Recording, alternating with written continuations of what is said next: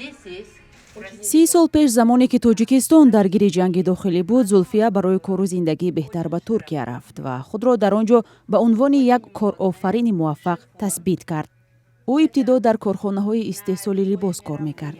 баъдан дар мағозаҳои машҳури туркӣ ҷойи кори беҳтар пайдо кард ва роҳи худро дар дунёи тиҷорат ҳамвор намуд.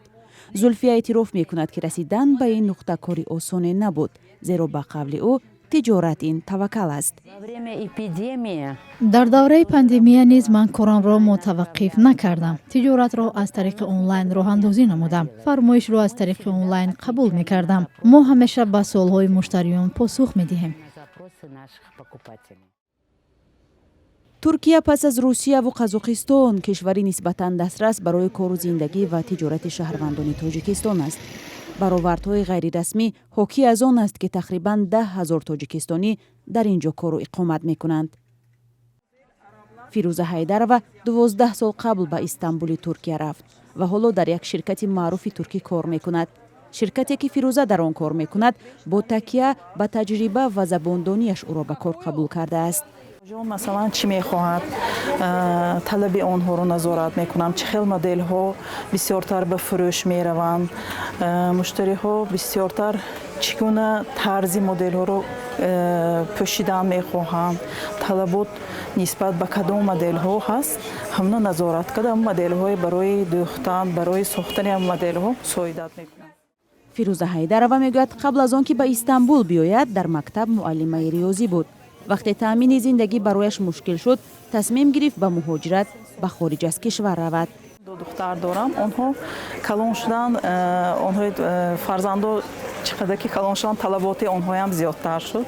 маҷбур ба тиҷорат гузаштам, ба давлати хориҷа рафтам барои бисёртар талаботи фарзандонам, онҳо масалан донишгоҳҳои нағз ба хонам, зиндагии онҳо, шароити зиндагии онҳо беҳтар кунам гуфта ба ҳамин кор гузаштам. муаллимаи собиқ мегӯяд донандаи хуби забони англисиву туркӣ аст ва ин барои пайдо кардани кори беҳтар барояш кӯмак кардааст. теъдоди заноне ки дар Туркия ба тиҷорат машғул ҳастанд зиёданд. аксаран дар фурӯшгоҳҳои ин кишвар кор мекунанд ва даромади хуб ҳам ба даст меоранд. яке дигар аз занони тоҷик Ширинмоҳ баъд аз оне ки кораш дар Русия омад накард ва писарашро ихроҷ карданд, кор дар Туркияро интихоб кард.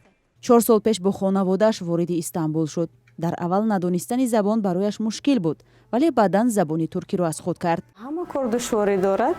иншоалло ки ҳар кор бо роҳи ҳалшам дорад. худо ба шукр ки маошам мегирем, меҳнати ҳалол мекунем, мегардем дар мусофири камбудӣ нест, фарзанд бо ҳамроҳи худамон. Ширинмоҳ мегӯяд кораш танҳо аз фурӯши либос дар мағоза иборат нест. аз тоҷирони тоҷик дар бозорҳои Тоҷикистон аз тариқи интернет фармоиш қабул ва барояшон молу коло дастрас мекунад. ҳаракат мекунем ки ба онҳо расм мефиристонем, онҳо махқул мекунанд, бо мо бор мефиристонем. бе иҷозати онҳо мо ҳеҷ роӣ карда наметавонем. аз аввал ба онҳо нишон медиҳем, баъд боро равон мекунем. дар мағозае ки ӯ кор мекунад 4 зани дигари тоҷик низ ҳамроҳаш ҳастанд. ба қавли худаш ин ба ӯ нерӯ медиҳад. бо ин ҳама кори тоҷирзанони тоҷик дар Туркия бидуни мушкил нест. бахши аслии сару либос бо сифати нисбатан беҳтар ба кишварҳои Осиёи Миёна аз бозорҳои умдафурӯшии Туркия ворид мешавад. маконе ки занони тоҷик низ ҷои кору даромад доранд. аз ин хотир ба гуфтаи занони тоҷик, рафтору гуфтори онҳо низ масъулияти зиёд дорад. Сарвинози Рӯҳло, Шаҳлои Абдулло, Радиои Озодӣ, Истанбул.